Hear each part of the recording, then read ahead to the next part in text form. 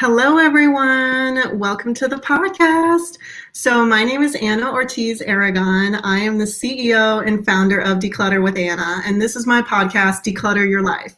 And I am here doing episode 40, Food Justice, with my friend Nick Speed. Hey, Nick. Hey. How are you? Good. How are you? I'm good. Thank you so much for being here. Yes. Yes.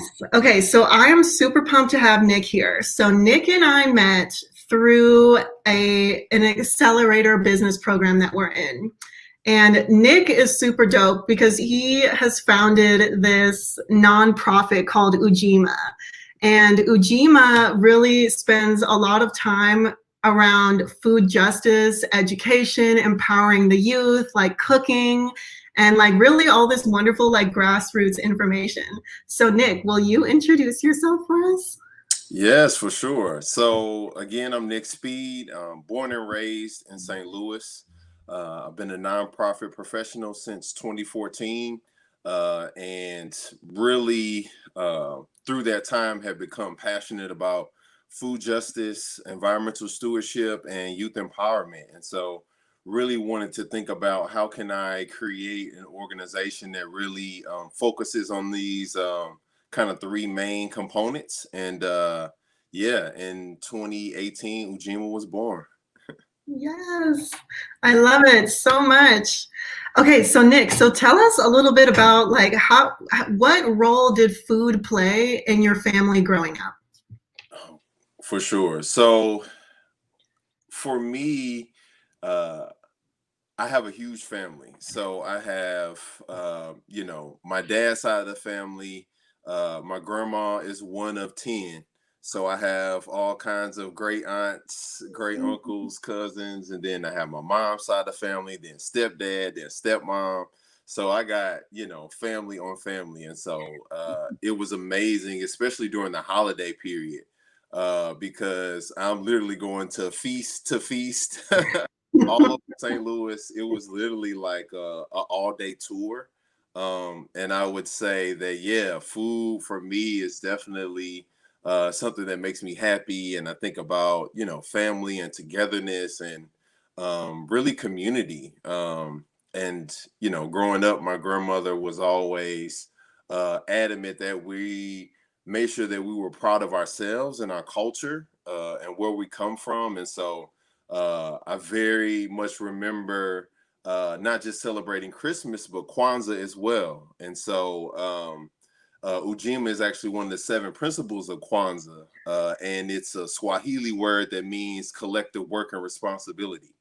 And so for me, when I think about, the really systemic issues that exist in our society, I think that it's going to take a collective of people who believe in something bigger than themselves. And I've just been amazed at the amount of people who have been supportive of this initiative. And we're still a startup for sure and taking it a day at a time. But I think us really centering ourselves in this mission of cultivating community, I think really empowers us. And I think food and growing up around it in my family, I wouldn't say I'm an expert by any means, but I definitely know my way around the kitchen. And I think family and holiday celebrations was a big part of that. That's so beautiful. Oh my gosh. Okay, so many wonderful things. So Ujima, first of all, is one of the 7 principles of Kwanzaa. That is so beautiful that you made that the center, and that one of the principles is collective work and responsibility. Like I'm 100% in agreement with that. And it probably was like instilled in you at a very young age because you had such a huge family, and seeing all the different roles and how you came together. And the holidays must have been amazing. I can only imagine. Leftovers for days. It was amazing. Oh my goodness.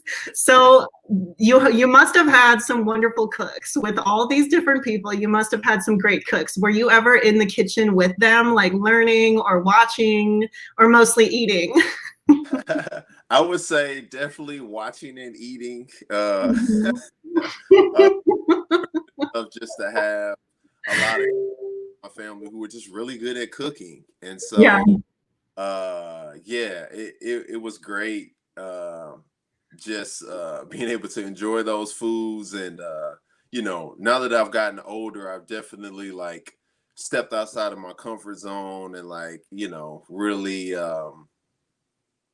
made an effort to do more cooking at home because, you know, while, you know, the restaurant experience is amazing, I think, you know, ultimately, you know what you like. And so just being able to whip up, you know, a homemade burger, a homemade tacos, you know, I think, you know, if you do it right, you know, it can't compare because, you know all the ingredients that you want, stuff like that. So yeah. Beautiful. Yes. Okay, so tell us a little bit about how like farming and gardening came into the picture. Was that something you grew up with, or you just saw that as like a staple to this project? For sure. So especially my grandma on my dad's side, she has been really immersed in agriculture all of her life. She grew up in Mason, Tennessee, and Mm. uh, her parents were sharecroppers, and you know, they had acres upon acres, and so she really had that experience as a child. And so growing up, you know, I helped her put the mulch down and you know, help her put the flowers in. But, you know, I definitely didn't consider myself to have a green thumb. But then in 2016, I started working on an organic farm in Mm. Ferguson, Earth Dance Organic Farm School. And so that really changed my trajectory. I had never worked like on a farm in that kind of capacity. And so just to be able to work with other folks in the ag industry and just to learn and absorb information. And I was the volunteer coordinator. So tours was one of my main responsibilities. And just the ability to just teach people about organic farming principles. And then field trips became a big portion of what I did. So just to have kids, especially marginalized youth, see a Black person giving them a tour of an organic farm, for them to see me tasting fresh produce and herbs right out of the ground and eating it, I think was a really transformative experience. And so, yeah, once I had that job, I knew I had to continue in this lane, just because this inequitable food system that we have, on top of just, I think, our overall disconnect with nature. Um, and then also just really not seeing myself in the agriculture spaces and Mhm. realizing that, yeah, it's very important for marginalized communities to have the resources and the systems needed to really have an impact and change our access to food in our communities. Yes. Oh, that's so wonderful. So I've heard of the Earth Dance Organic Farm School. I've heard of that. So, I would love it ideally if this was taught in all the schools. What do you think that this teaches the kids and like future generations? Yeah, for sure.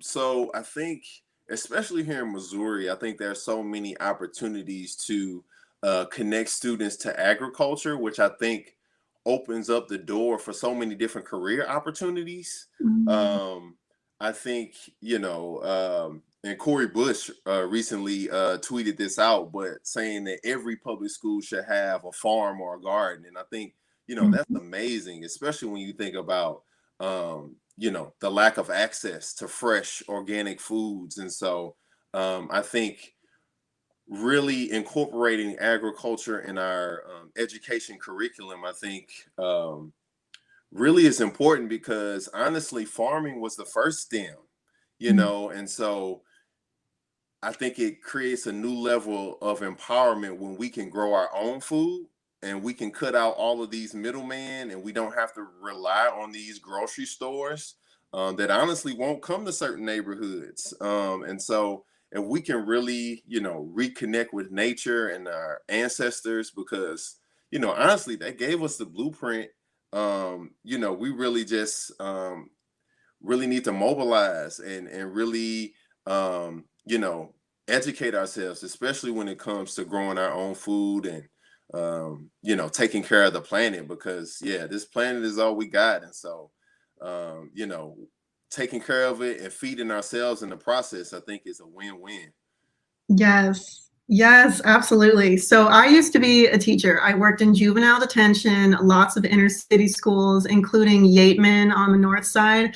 And like it is food deserts, you know, like in juvie, there's not even like dirt or plants of any kind. You know, they are completely cut off from Mother Earth. And I think about how grounding it is to get your hands in the dirt, to like see these things with your own eyes, to see how quickly things can grow. Like it's basically a metaphor for life, you know? And if kids aren't able to see that in people or, you know, the media, whatever they're following and listening to, at least they should be able to see it in nature.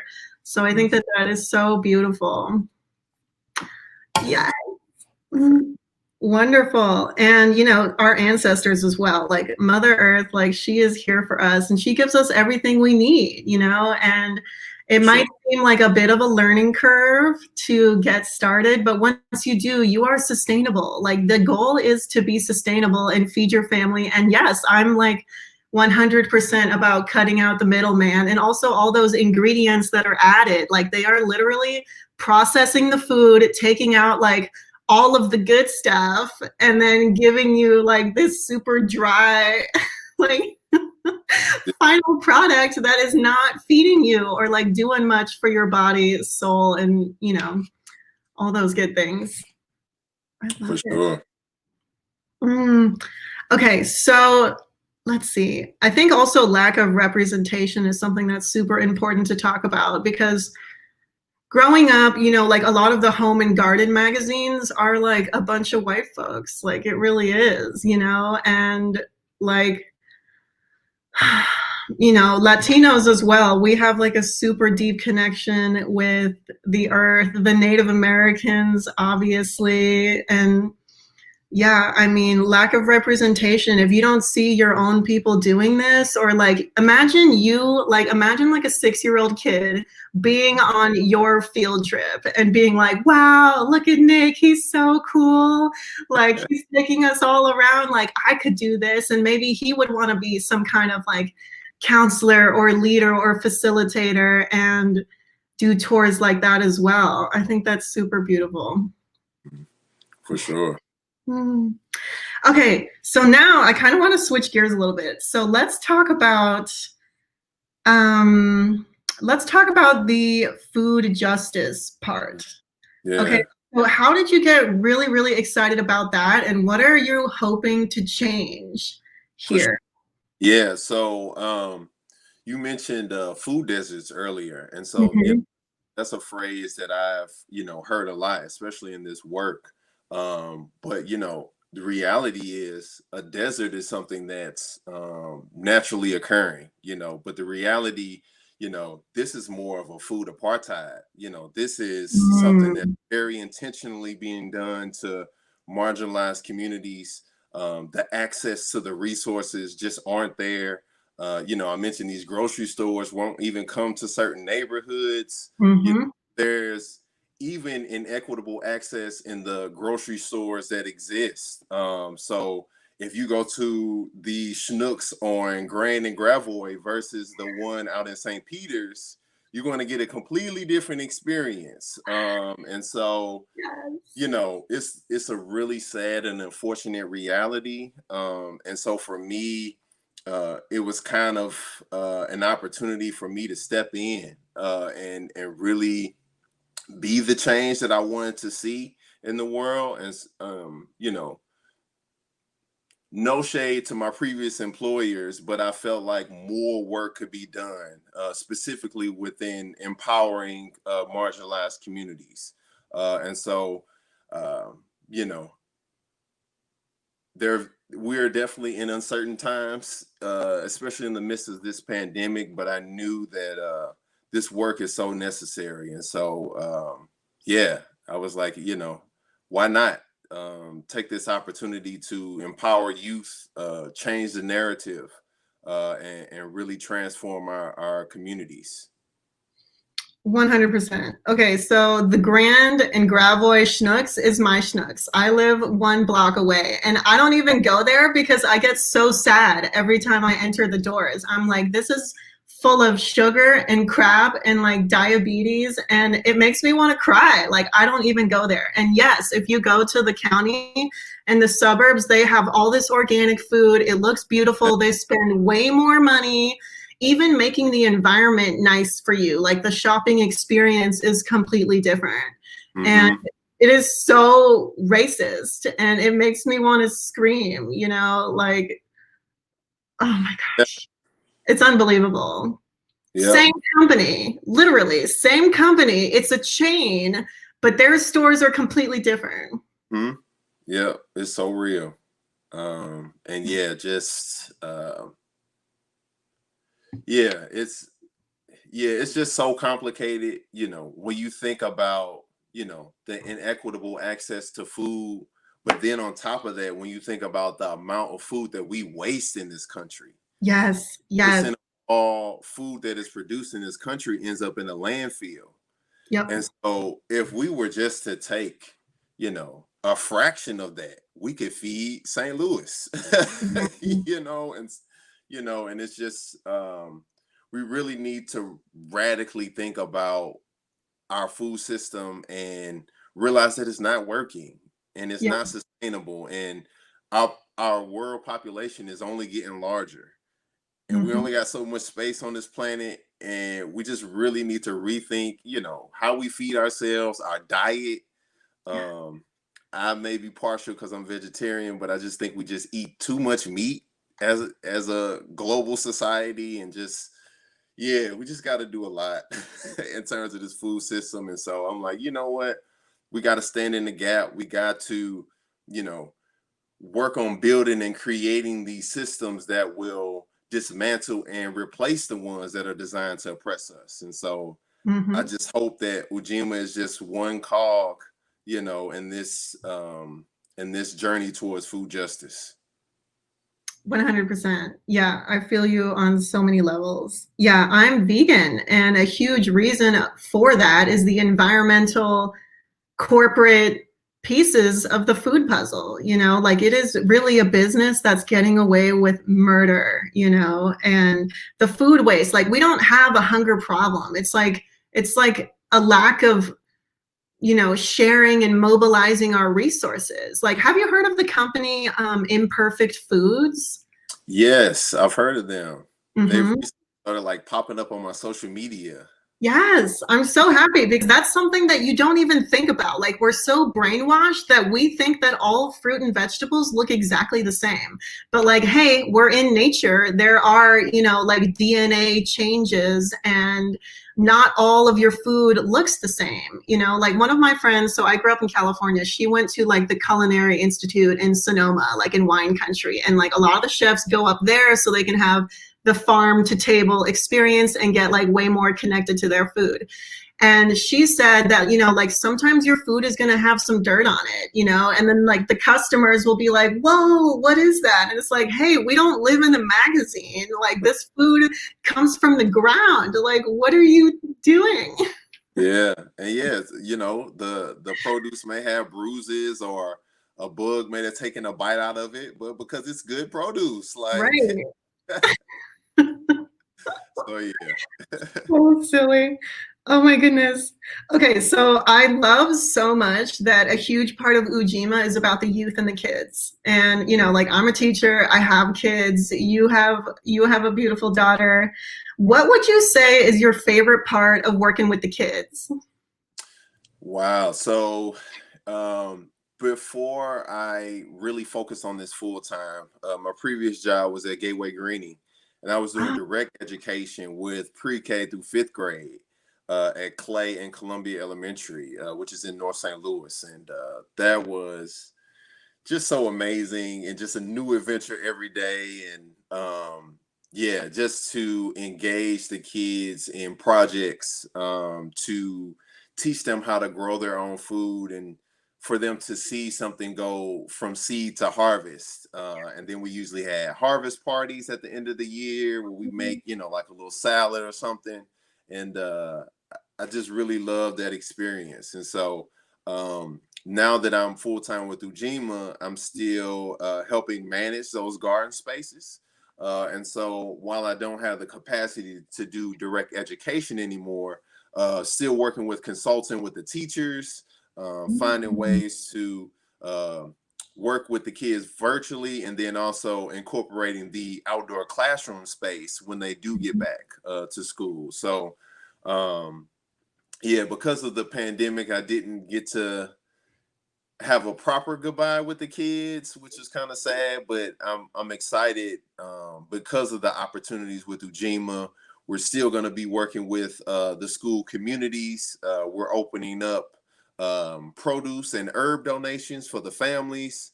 And so, yeah, I'm really excited about these opportunities. And yeah, I'm always looking out for the kids because, they're the future. And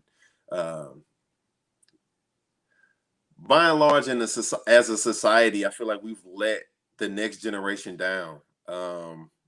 When you think about the amount of debt, these kids are inheriting with undergrad, and yeah, just like really not being equipped with the tools they need to sustain themselves, whether it's, learning culinary skills to whip up a quick meal, or even learning where the food comes from, I think. And so, yeah, that's why I'm really trying to really push this narrative and really change the way we educate kids. And, as long as I have this platform with Ujima, yeah, we're going to do the best we can, especially for marginalized communities. Yes, I love that. So you guys are working very closely with the schools, very closely. That is so amazing. And I'm, a huge fan of outdoor learning. When I was a classroom teacher, it used to irk me that all of these kids who are eating all of this crap are stuck inside and forced to sit in these chairs for like 7, 8 hours. And like, because I worked in special ed, emotional disturbance, juvenile detention, it was all boys.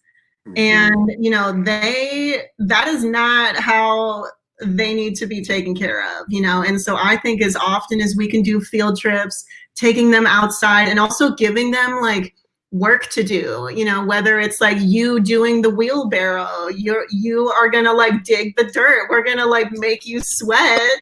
Like that's what that's what I want to see. Like that is so wonderful. Oh my gosh. Yeah. So this Ujima is doing so much. This is incredible. So how did you like come up with this vision? Like it touches so many parts of society and like reaches so many like deep needs that we really have. How did you come up with this?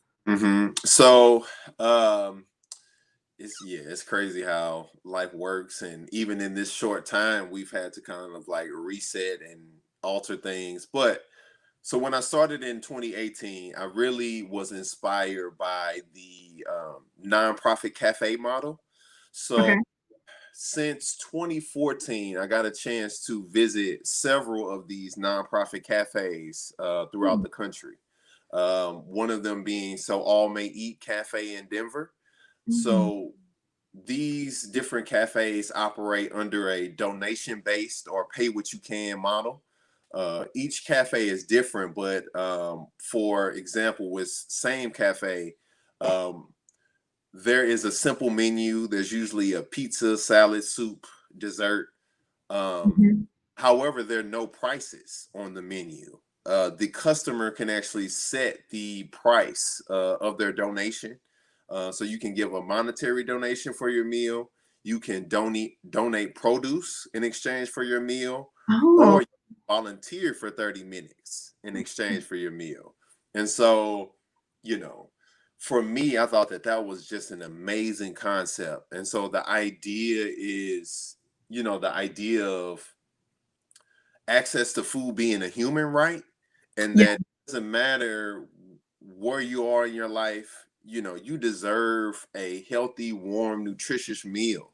And then you also deserve an opportunity to connect with community. And so, uh, yeah, being able to visit Same Cafe, to volunteer there, that really inspired me. And then I visited a few others across the country. And then realizing there's over 70 nonprofit cafes throughout America.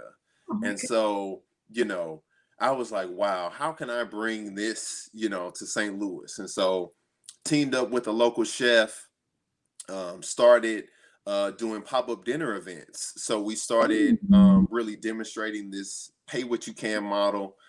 We had a lot of success. Union Loafers Cafe and Bakery hosted us. Earthbound Beer hosted us. And so it was just a really cool experience. We were also doing our food prep at St. Stephen's Episcopal Church out in Ferguson, which was amazing. And then the pandemic hit. So we lost the kitchen space. We lost the ability to do dinner events.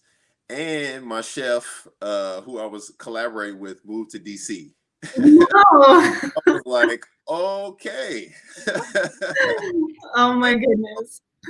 Yeah, the pandemic really threw us in a loop. I lost a couple board members during the time, and I was just like, whoa. We had this nonprofit, but we still have, this need out here. And our mission is still to cultivate community through food justice. So luckily, I was still managing the school gardens at Clay and Columbia. And so I literally took the excess produce and started reaching out to families of color here in St. Louis. And so since May, we've donated to over 30 families of color here in St. Louis. And so that was kind of really our main programming for the year. And then during this time, I also met another local chef, Nico Shumpert, who is an amazing culinary talent. And so then we started talking, and then, with me being passionate about youth empowerment, I really wanted to just change the level of opportunities that exist for marginalized youth. And so I was like, no, we're not going to charge the students to be a part of this. We're actually going to pay them, and we're going to pay them $20 an hour to work with us part-time. They're going to learn culinary skills. They're going to help us make value-added products. They're going to learn about all the aspects of a food business. They're going to learn about the agriculture ingenuity of our ancestors. They're going to help us in the school gardens, continue these donations to families of color. And so out of that was birthed Project Salsa. And so super excited. We made our first batch of salsa. So I got some salsa for you to try. Yes. And this past weekend, we had some high school students prep the ingredients for the first batches, paid them $20 an hour. And so just really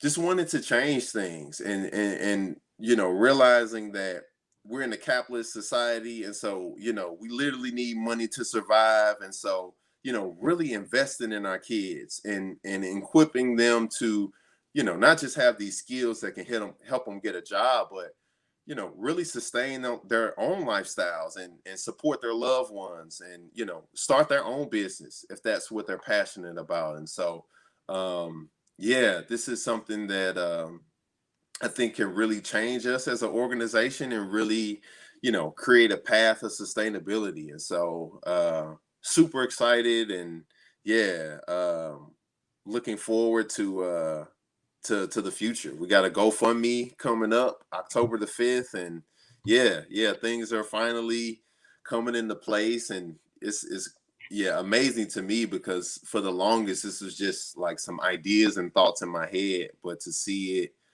become like a tangible, real thing has been really awesome. Oh my gosh, this is so beautiful. Literally so empowering.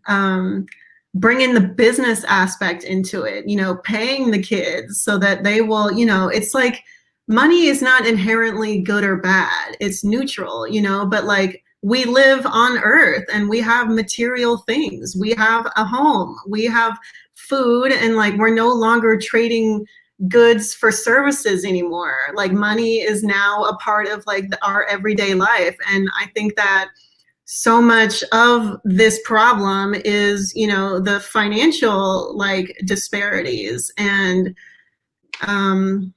yeah, I think that's so beautiful. And learning about the food industry, you know, so many people want to start a restaurant or start a food truck or whatever, but maybe they don't have all the education or all the connections.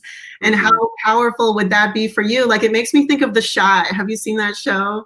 One of the guys has a food truck, and it's just beautiful to watch his business grow in Chicago, like in the hood. And I'm like, get it. Like he, Mhm. Oh my gosh, so beautiful. Nick, this is freaking amazing. Like, there's so many pieces to the puzzle, literally. Yes, indeed. So many pieces. Okay, so I think that I want to ask you a common question that I ask everybody. So, what is something that you have recently let go of? Mm. So I recently let go of my job. I think I Mhm. shared with you, but yeah, I made the decision to leave Gateway Greening after working there for 2.5 years, um, which was tough because, you know, I was doing some amazing work over that span. I worked with over 1,000 kids in the St. Louis Public School District, you know, being really entrenched in the Clay and Columbia elementary school communities. On top of the fact that I was getting paid salary and benefits. Mhm. Mhm. Yeah, and you uh, did it during Corona, like hey, literally. and like, Leap and of faith, like no other. right, like we just bought a house, like it's real. Yeah. And so that was definitely like a leap of faith on Mhm. my part. But at the same time, you know, it was no longer realistic for me to work both jobs just Mhm. because, you know, they were starting to conflict with one another. And so, yeah, I think really I would say a combination of the pandemic and then the protests when George Floyd was killed, I think really lit a fire under me. And, you know, just realizing that, you know, even though this is probably one of the most difficult things I've ever done, you know, my ancestors survived in way more difficult circumstances. And, you know, as long as I stay true to, you know, my beliefs and really put the community first, you know, I'm gonna find a way. And so yeah. So beautiful. Yes, they paved the way for you. You know, like literally, you are the manifestation of all of their hard work, all of their intentions, all of their wisdom, and they're here with you all the time. Like, we are so supported. You know, we have like thousands of support systems like behind us, literally, and we forget it. We can forget because you can't see them necessarily. Oh Yeah. my gosh, so beautiful. Okay, so Nick, will you tell us how to reach you? Yeah. So we are on Facebook, Instagram. We're even on Twitter now and LinkedIn under Okay. Ujima STL. Our website is www.ujimastl.com. You can reach me by email at nick@ujimastl.org. Um, yeah, I'm also on Facebook and Instagram. So yeah, look out for me. And yeah, the GoFundMe is coming up October 5th. So you'll definitely be seeing more of us. Yes. And then another thing I wanted to just add was like, how can we support you? Yes, yes. So definitely supporting the GoFundMe is going to be launched on October the 5th. Mhm. In the meantime, we also have a PayPal as well as Cash App, Ujima STL, if you wish to donate. Um, yeah. Yay! Wonderful. So exciting. Okay, so any final thoughts for us today? Um, I would say that there's power in purpose. And for me, just having the confidence and the faith to, step out and work on this full time has really been a pivotal moment in my life, but I think it's also necessary. And ultimately, it stems from me wanting better for the St. Louis community, place that I was born and raised, and really just wanting to make this world a better place. And so I think that food is so much intertwined in our humanity, and yeah, ultimately, I think the access to that food is a human right, because I think we're so smart, we're so innovative, and I think we have the systems in place to make sure that everyone has access to local fresh organic food. And because I think that changes so many other factors when we're talking about our health and the healthcare system. All of these things can be impacted by choosing to go on this path of food justice, and making sure that marginalized communities get compensated for this work, and Yep. then they also have the resources necessary to really improve things and empower their communities. Yes. So beautiful. I'm like 100% on board. This is amazing. Thank you, Nick. Thank you for taking your time this morning. Yeah, for getting up. Yeah, I'm so blessed to share your message with others. And yeah, I'm so grateful to know you. Like, this is amazing. I'm so proud of you, literally. Yay. All right, you guys. So I think we're going to sign off. So thank you for listening. So all my Facebook folks, if you're watching, why don't you enter hashtag replay? I'm also going to put it on YouTube. I'm going to add a little Canva thing for Instagram. And I'm just like really blessed to like know all these incredible people that I bring on here and like share their stories. So this is really beautiful community building here. So thank you, Nick. Thank you so much. Thank you for having me. I really appreciate it. Yay. All right, guys. Have a great day.